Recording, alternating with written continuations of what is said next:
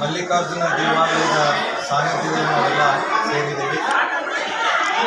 ಈಗಾಗಲೇ ನಮ್ಮ ಬಸವೇಶ್ವರ ಕಲಬುರಗಿ ಬಸವೇಶ್ವರ ಸೇವಾ ಬಳಗದ ಮಾನ್ಯ ಅಧ್ಯಕ್ಷರಾದಂಥ ಪ್ರೊಫೆಸರ್ ಎಚ್.ಡಿ. ಪಾಟೀಲ್ ಕಳೆದ ಒಂದು ವರ್ಷದಿಂದ ಅವರು ಏನು ಈ ಐತಿಹಾಸಿಕ ಸ್ಮಾರಕಗಳನ್ನು ಉಳಿಸುವಂಥ ಕೆಲಸ ನಾವು ಮಾಡ್ತಾ ಇದ್ದೀವಿ ಅನ್ನುವಂಥ ಹಿನ್ನೆಲೆಯನ್ನು ಅವರು ಹೇಳಿದರು. ಇವತ್ತು ಈ ಊರಿಗೆ ಬಂದಿದ್ದು ನಾನು ಅನೇಕ ಬಾರಿ ಈ ಊರಿಗೆ ನಾನು ಹೋಗಿದ್ದು ಈ ಊರಿಗೆ ಬರಲಿಕ್ಕಾಗಿಲ್ಲ ನನಗೆ. ಮತ್ತು ನನ್ನ ಊರೇನು ಬೇರೆ ದೂರ ಇಲ್ಲ, ನನಗೆ ಇಲ್ಲೇ ನಾನು ಹುಟ್ಟಿದ ಊರು ವಡಲ್ ಗ್ರಾಮ. ನನ್ನ ಶಿಕ್ಷಣ ಎಲ್ಲ ಮುಗಿಸಿದ್ದು ಇದೆ ಚಿಂಚನಸೂರು ಮತ್ತು ಶ್ರೀಚಂದ್ರ ಗ್ರಾಮದಲ್ಲಿ. ನಾನು ಓಡಾಟ ಮಾಡಿದ್ದೆಲ್ಲ ಇವೆಲ್ಲ ಪರಿಸರ ದೇವಾಲಯ. ನಾನು ಇತಿಹಾಸದ ವಿದ್ಯಾರ್ಥಿಯಾಗಿ MA MPhil ಕಲಬುರಗಿ ಜಿಲ್ಲೆಯ ಸ್ಮಾರಕಗಳ ಕುರಿತು MPhil ಪದವಿಯನ್ನು ಪಡೆದುಕೊಂಡು ವಿಶ್ವವಿದ್ಯಾಲಯದಲ್ಲಿ MA ಪದವಿ ಪಡೆದುಕೊಂಡು ಇದರದೇ ಆದಂಥ ಒಂದು 25 ವರ್ಷಗಳ ಕಾಲ ಸುದೀರ್ಘವಾಗಿ ನಾನು ಸೇಡಂನಲ್ಲಿದ್ದೆ. ಸೇಡಂನಲ್ಲಿ 30 ವರ್ಷ ಅಲ್ಲಿ ಸಾಹಿತ್ಯ ಪರಿಷತ್ ಅಧ್ಯಕ್ಷ ಆಗಿ, ಸಮ್ಮೇಳನ ಅಧ್ಯಕ್ಷ ಆಗಿ, ಸಾಹಿತ್ಯ ಪರಿಷತ್ ಸಮ್ಮೇಳನ ಅಧ್ಯಕ್ಷ ಆಗಿ 23ಕ್ಕೂ ಹೆಚ್ಚು ಪುಸ್ತಕಗಳನ್ನು ಈ ಇತಿಹಾಸಕ್ಕೆ ಸಂಬಂಧಪಟ್ಟಂತೆ ನಾನು ಬರೆದಿದ್ದೀನಿ, ಜಾಗೃತಿಯನ್ನು ಮೂಡಿಸಿದ್ದೀನಿ. ಕಲಬುರಗಿ ಜಿಲ್ಲೆ ಯಾವುದೇ ಊರಲ್ಲಿ ಆ ಊರಿಗೆ ಹೋಗಿ ದೇವಾಲಯಗಳ ಇತಿಹಾಸವನ್ನು ತಿಳಿಸಿಕೊಡುವಂಥ ಕೆಲಸ, ಒಂದು ಸಣ್ಣ ಅಳಿವು ಸೇವೆಯನ್ನು ನಾನು ಮಾಡ್ತಾ ಬಂದಿದ್ದೀನಿ. ನಾನು ಮುರುಗಿ ಅಂತ ನನ್ನ ಹೆಸರು. ನನ್ನ ಊರಿನಲ್ಲಿ ಪೊಲೀಸ್ ಪಾಟೀಲ್ ಅಂತ ಕರೀತಾರೆ. ನಮ್ಮ ವತನ ಮುಡುಬಿ, ಹಂಗಾಗಿ ನಮ್ಮ ಪೂರ್ವಜರ ಊರು ಅಂತೇಳಿ ಮುಡುಬಿನು ಅಂತ ಕರೀತಾರೆ. ಹೀಗಾಗಿ ಈ ಊರಿಗೆ ಬಂದಿದ್ದು ಭಾಳ ಖುಷಿ ಅನಿಸ್ತದೆ. ಗ್ರಾಮ ಪಂಚಾಯತಿ ಸದಸ್ಯರಿದ್ದೀರಿ, ನಮ್ಮ ಜೊತೆ ಡಾಕ್ಟರ್ ರಾಜು ಪಾಟೀಲ್ ಇದ್ದಾರೆ, ಆಮೇಲೆ ನಮ್ಮ ಶಿವಯೋಗಪ್ಪ ಬಿರಾದಾರ್ ಅವರು, ಮಲ್ಲು ಅವರು. ದಯವಿಟ್ಟು ನಿಮಗೆ ಕ್ಷಮೆ ಕೋರ್ತೀನಿ. ನೀವೆಲ್ಲ ನಿಮ್ಮ ಹೆಸರು ನನ್ನ ಮನದಲ್ಲಿದೆ ಅಂತ ಸ್ವಾಮಿಗಳಿರ್ಬೋದು, ನನ್ನ ಮನದಲ್ಲಿದ್ದರೆ ಈ ಸಲ ಪರಿಚಯ ಆಗ್ತದೆ. ಮತ್ತೆ ನಿಮ್ಮ ಹೆಸರು ನಾನು ನೆನಪಿಟ್ಕೋತೀನಿ. ಎಲ್ಲ ಸೇರಿ ನೀವೆಲ್ಲರಿಗೂ ಶರಣಾರ್ಥಿ. ನಾವು ಭಾಳ ಖುಷಿಯಿಂದ ಬಂದೀವಿ ಈ ಊರಿಗೆ. ಬೆಳಗ್ಗೆ ಒಂದು ಕಾರ್ಯಕ್ರಮ ಕಲಬುರಗಿ ಒಳಗೆ ಇವತ್ತು ಮ್ಯೂಸಿಯಂ ಡೇ, ಅಂದರೆ ಐತಿಹಾಸಿಕ ಒಂದು ಸ್ಮಾರಕಕ್ಕೆ ಸಂಬಂಧಪಟ್ಟಂತೆ ಮ್ಯೂಸಿಯಂ ಇದೆ. ಆ ಮ್ಯೂಸಿಯಂ ಡೇ ಇವತ್ತಿದೆ. ಅಲ್ಲಿ ಮುಗಿಸ್ಕೊಂಡು ಕಲಬುರಗಿ ಆಸ್ಪತ್ರೆ ಎದುರುಗಡೆ ಆ ಮ್ಯೂಸಿಯಂನಲ್ಲಿ ಒಂದು ಕಾರ್ಯಕ್ರಮ ಮುಗಿಸ್ಕೊಂಡು ನೇರವಾಗಿ ಊರಿಗೆ ಬಂದಿದ್ದೇವೆ. ಅವರು ಸಂಪರ್ಕ ಮಾಡಿ ಪಾಟೀಲರು ಮತ್ತು ನೋಡಿದ್ದೀವಿ ಶಾಸನ. ಇದು ಶಾಸನ ಪ್ರಕಟಿತ ಶಾಸನ ಇದೆ.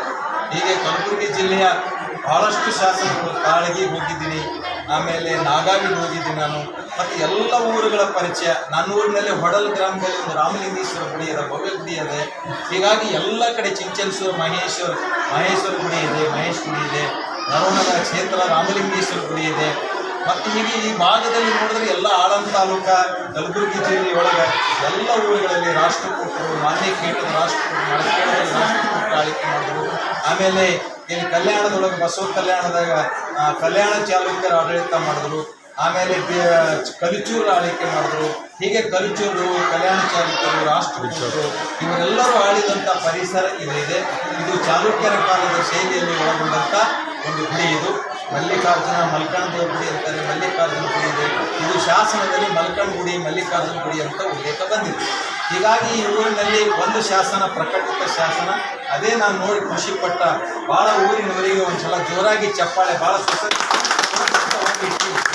ಒಂದೊಂದು ಊರಿಗೆ ಹೋದರೆ ಈ ರೀತಿಯಾದಂಥ ಗುಡಿಗಳನ್ನು ರಕ್ಷಣೆ ಮಾಡಿದ್ದು ನಾನು ನೋಡಿ.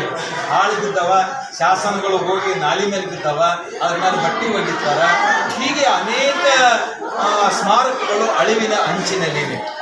ನಿಮ್ಮೂರಿನ ಬೋಧನ ಗ್ರಾಮದಲ್ಲಿ ನಾನು ಕಂಡಿದ್ದೇನೆಂದರೆ ಐತಿಹಾಸಿಕ ಪ್ರಜ್ಞೆ ನಿಮ್ಮಲ್ಲಿದೆ. ಮತ್ತು ಕಾರ್ಯಕ್ರಮಗಳು, ಮದುವೆ ಮುಂಜುವೆ, ಇಲ್ಲಿನ ಜಾತ್ರಾ ಮಹೋತ್ಸವ ಎಲ್ಲ ಚೆನ್ನಾಗಿ ಮಾಡ್ತೇವೆ.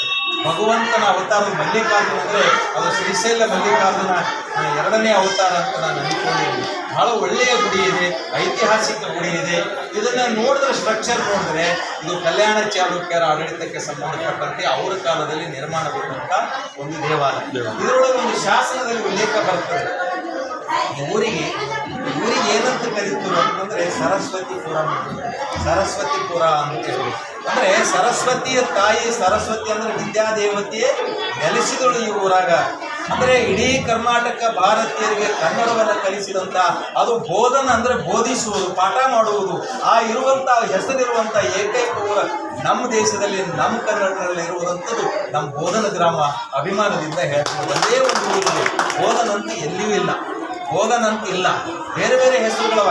ನಾಗಾವಿ, ಚಿತ್ತಾಪುರ ಅಂದರೆ ಚಿತ್ತ, ಜ್ಞಾನ.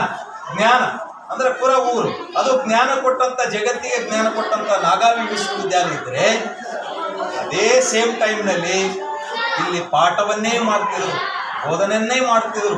ಅದಕ್ಕೆ ಬೋಧನೆ ಅಂದ್ರೆ